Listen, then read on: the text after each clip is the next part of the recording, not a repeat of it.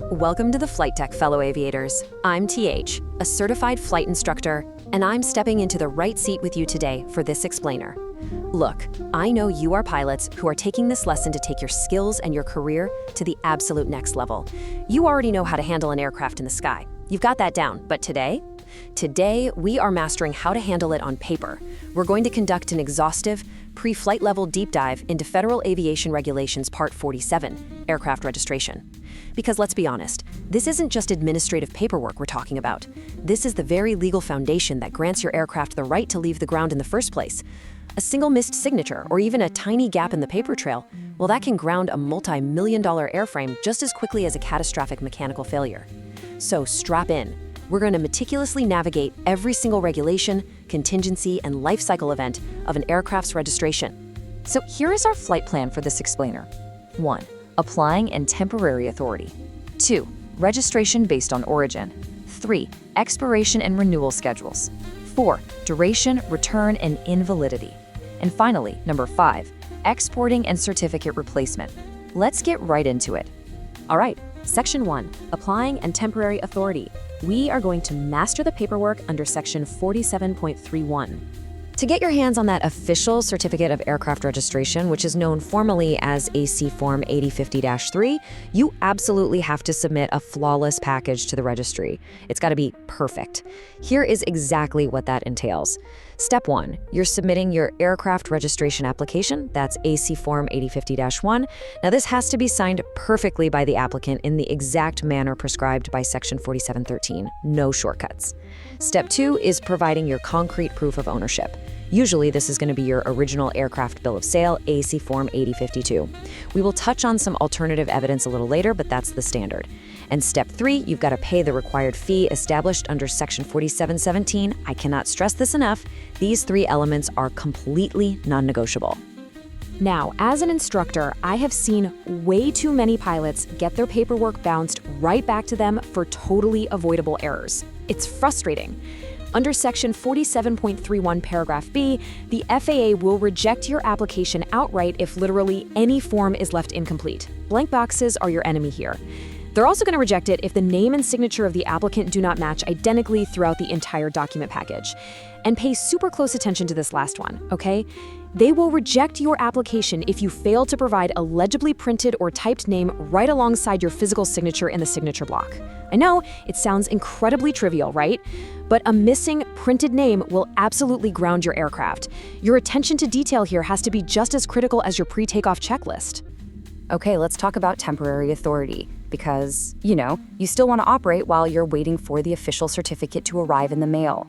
If the aircraft was last previously registered in the United States, you can actually carry the second copy of your aircraft registration application, a lot of folks call this the pink copy, right there in the aircraft. This acts as your temporary authority to operate domestically. But there are some very strict timers you need to be aware of. This temporary authority is valid until the FAA either issues your certificate or denies your application, but it will never, ever exceed 90 days from the date you sign the application.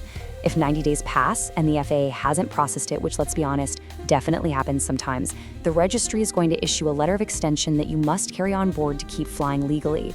Furthermore, you can't use this temporary authority at all if 12 months have passed since the receipt of the first application following the transfer of ownership by the last registered owner.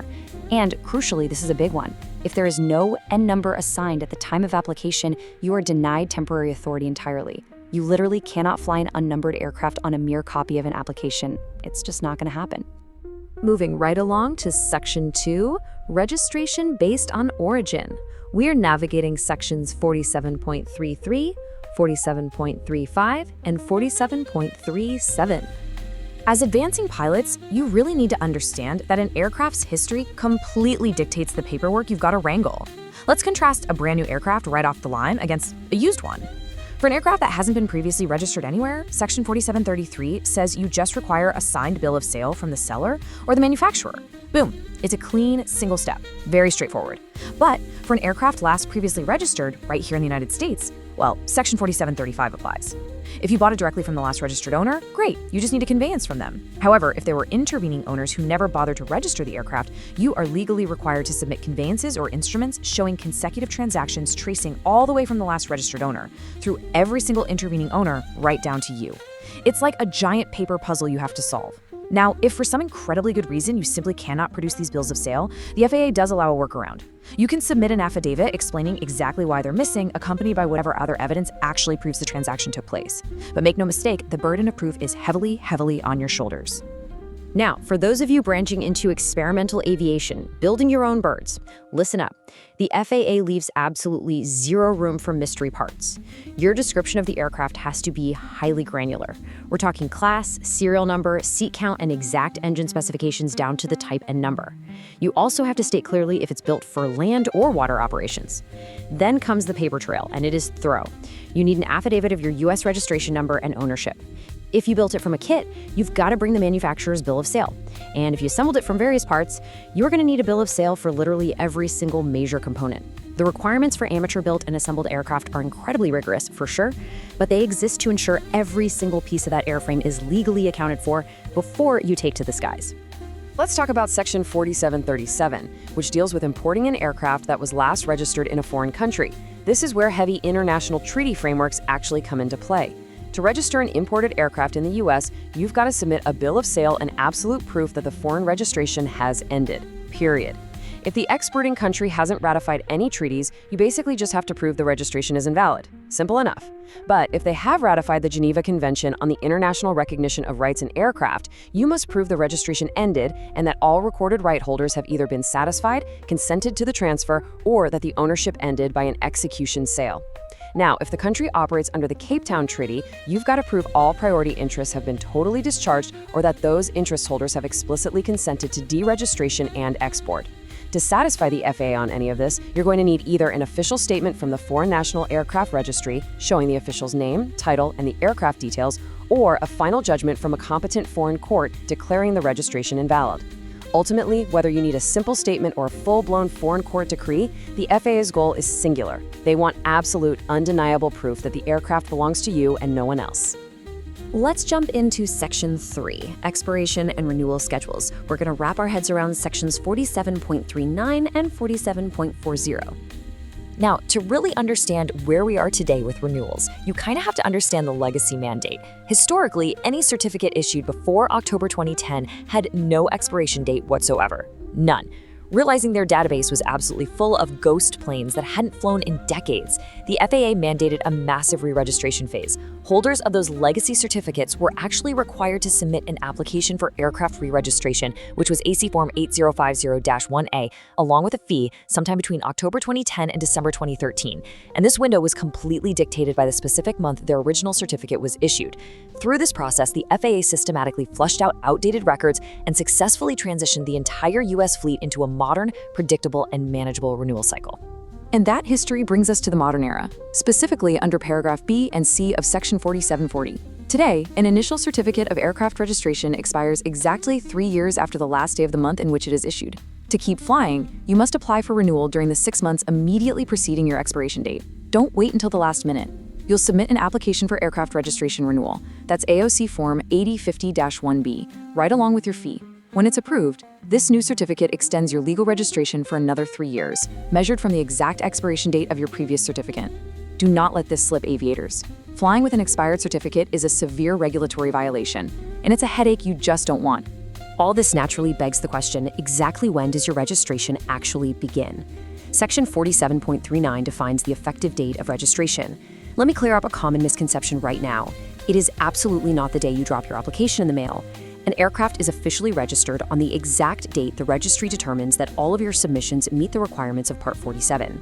This specific, legally binding date is proven by the date stamp that gets applied directly onto your application, Form 8050-1, and it's also printed as the date of issue on your final certificate of aircraft registration. That exact date, that is the moment you are fully legal to fly. All right, moving to Section 4. Duration, return, and invalidity. We are navigating sections 47.41 and 47.43. Section 47.41 outlines the exact specific triggers that terminate your registration. Now, some of these are pretty obvious, like the aircraft being totally destroyed, scrapped, or suddenly registered overseas.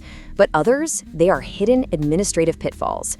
For instance, registration ends immediately if the individual holder loses their U.S. citizenship, or if a non-citizen owner loses their resident alien status without concurrently becoming a U.S. citizen.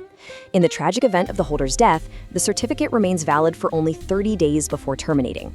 30 days goes by fast. For corporate ownership, registration ends if the foreign corporation ceases to be lawfully organized and doing business in the U.S., or if it fails to base and primarily use the aircraft within the United States. And if the aircraft is registered to a trustee, well, the registration terminates if that trustee loses their U.S. citizenship, loses their resident alien status, or simply ceases to act as trustee and isn't immediately replaced by a qualified successor. You have to keep a close eye on these administrative statuses. When one of these terminating events actually happens, you can't just throw the invalid certificate in a drawer and forget about it. The regulations explicitly demand its return. You've got to complete the reverse side of the certificate and mail it back to the registry within 21 days of foreign registration or any other standard termination event. If the holder passes away, the administrator, executor, or heir at law has 60 days to return it. Now, if the certificate is destroyed or somehow unavailable to be returned, you still aren't off the hook. You must submit a written statement describing the aircraft and explaining the exact reason it's missing within those exact same timeframes. Additionally, Section 47.45 requires you to notify the registry in writing within 30 days of any change to your mailing address. And this is crucial. If you use a P.O. box for your mailing address, you absolutely must also provide your actual physical address. If your physical address changes down the line, you have 30 days to report that as well. The registry will then issue a revised certificate reflecting your new address at no charge. Now, let's take a hard look at Section 47.43, which outlines invalid registration. A registration is legally invalid from the very moment it's made if the aircraft is already registered in a foreign country, if the applicant isn't the true owner, or if the applicant just isn't qualified under this part to begin with. But here is the kicker.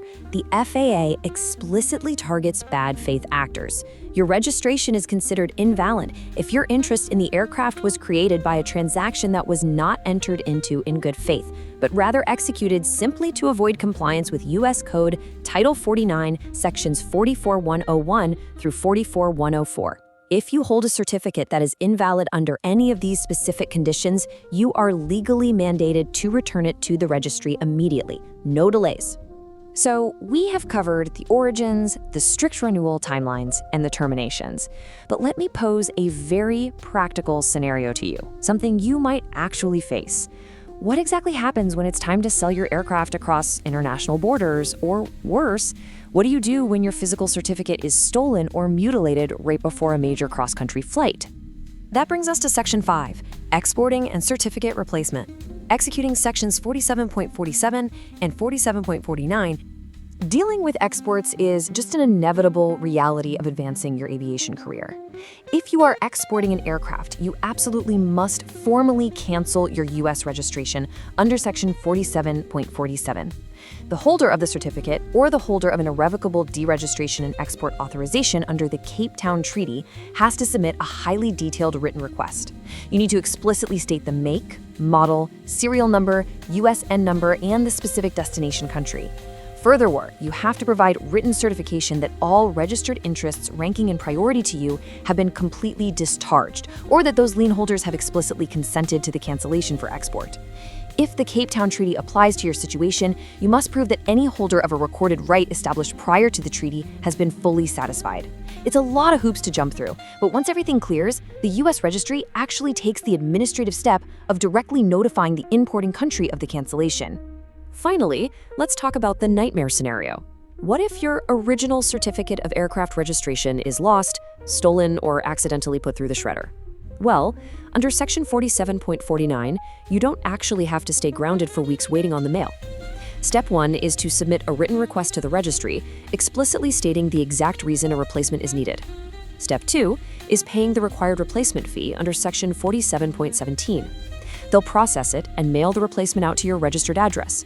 But here is the professional pilot's workaround, Step 3. While you're waiting for the post office, you can formally request a temporary certificate of aircraft registration. The registry will actually issue this temporary certificate in the form of a fax, which you are legally authorized to carry in the aircraft so you can continue your flight operations without missing a beat until that physical replacement finally arrives. We've covered every single detail of Part 47 based on our source material today, all the way from initial application constraints to the strict realities of international treaties and those crucial renewals. As your instructor, I'm going to leave you with this provocative final thought. Are your aircraft registry records as meticulously maintained as your personal flight logs? Think about it. An aircraft that is mechanically flawless but legally invalid is still completely grounded. So treat your paperwork with the exact same professional rigor as you treat your stick and rudder skills. Thank you for joining me for this explainer. Keep your skills sharp and keep your documentation flawless. Safe flying, everyone.